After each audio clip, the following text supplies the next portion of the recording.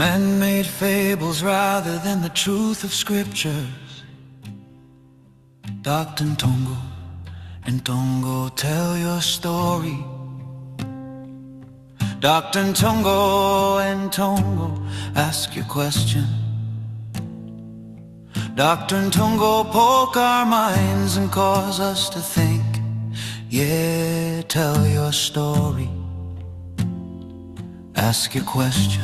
Poke our minds and cause us to think, yeah, about educated people. Everyone who is educated has a solemn responsibility to understand the truth of the gospel and to teach others so that they can be saved. The scripture says, study to shew thyself approved unto God, a workman that needeth not to be ashamed, rightly dividing the word of truth. Why is it that even most educated people keep on believing teachings that are not supported by the scriptures? Even most educated people keep on believing fables given to them by priests and preachers the Bible calls false prophets coming from Africa. Those of us who were once colonized should take Christianity and every other religion with a grain of salt. When we choose a religion, we should be seeking to believe what the scriptures say and not simply what preachers tell us. If you're an educated Christian, you should seek to understand the Bible by reading it yourself and get to know what Jesus Christ taught and make it the foundation of your faith and beliefs. I was born a Jehovah's Witness. When I got educated and studied the scriptures myself, I discovered that not everything Jehovah's Witnesses believed was supported by scripture, so I left. Now I am a Seventh-day Adventist, and everything I believe as a Seventh-day Adventist is scriptural. I invite those who are not Seventh-day Adventists to explain some scriptures to me. You who are not Seventh-day Adventists, explain to me what the following scripture means. To the law and to the testimony, if they speak not according to this word, is because there is no light in them. What does this scripture mean? You who are not Seventh-day Adventists, explain to me what the following scripture means. Think not that I am come to destroy the law or the prophets. I am not come to destroy, but to fulfill. For verily I say unto you, till heaven and earth pass, one jot or one tittle shall in no wise pass from the law, till all be fulfilled. What does this scripture mean? You who are not Seventh-day Adventists, explain to me what the following scripture means. And the dragon was wroth with the woman and went to make war with the remnant of her seed, which keep the commandments of God and have the testimony of Jesus Christ.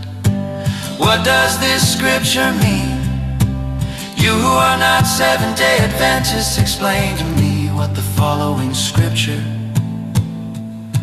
And I stood upon the sand of the sea and saw a beast rise up out of the sea, having 7 heads and 10 horns, and upon his horns 10 crowns, and upon his heads the name of blasphemy. And the beast which I saw was like unto a leopard, and his feet were as the feet of a bear, and his mouth as the mouth of a lion. And the dragon gave him his power and his seat and great authority. And I saw one of his heads as it were wounded to death, and his deadly wound was healed. And all the world wondered after the beast, and they worshipped the dragon which gave power unto the beast. And they worshipped the beast, saying, Who is like unto the beast? Who is able to make war with him? What does this scripture mean? who are not Seventh-day Adventists, explain to me what the following scripture means. And upon her forehead was a name written, Mystery Babylon the Great, the mother of harlots and abominations of the earth. What does this scripture mean? You who are not Seventh-day Adventists, explain to me what the following scripture. And after these things I saw another angel come down from heaven, having great power, and the earth was lightened with his glory. And he cried mightily with a strong voice, saying, Babylon the Great is fallen, and is become the habitation of devils, and the hold of every foul spirit, and a cage of every unclean and hateful bird. For all nations have drunk of the wine of the wrath of her fornication, and the kings of the earth have committed fornication with her. And the merchants of the earth are waxed rich through the abundance of her delicacies. And I heard another voice from heaven saying, Come out of her, my people, that ye be not partakers of her sins, and that ye receive not of her plagues. What does this scripture mean? You who are not Seventh-day Adventists, are you sure your church teaches the truth of the scriptures? Being religious is more common than worshiping God in truth. Come to Jesus following the campus of scripture. Here is the patience of the saints. Here are they that keep the commandments of God.